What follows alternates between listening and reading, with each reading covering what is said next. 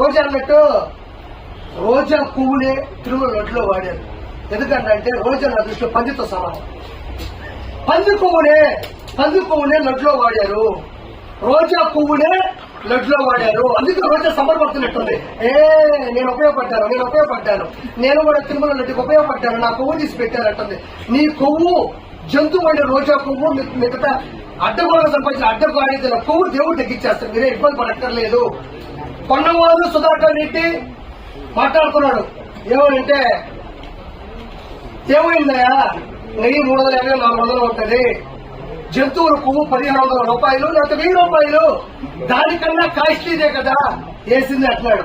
ఒక చిన్న మాట మాట్లాడతారు, జుగుప్సాగా అనుకోవద్దు. వాళ్ళ ఇంటికి వెళ్ళినప్పుడు కొనగోడు సుధాకర్ రెడ్డి పొలావిడ అన్నం పెట్టి మ్యాక్సిమం ఏమి వస్తుంది, పచ్చడి, కూర, ఒక పప్పు, లేదా కోడిగుడ్డు, లేదా చికెన్, లేదా ప్రాన్స్, మటన్. ఆయన వరకు తినే మటన్ భోజనం 300 ఉంటుంది. ఈడేడో బీహార్ లో పెంట ఉంటుందంట, పెంట 3000 రూపాయలు అంట కేజీ. అది బీహార్ లో దొరికే పంది పెంట 3000 రూపాయలు అంట కేజీ. పొన్నమేల సుధాకర్ రెడ్డి, నువ్వు మటన్ తో తింటేనే 300 అయితే మీ ఇంట్లో, నేను పంది పెంట కలిపి పెడతా ఫ్రీగాని, నువ్వు తిను. నువ్వు తిండ్రా గాడిదా, నువ్వు తిండ్రా అడ్డగాడిదా.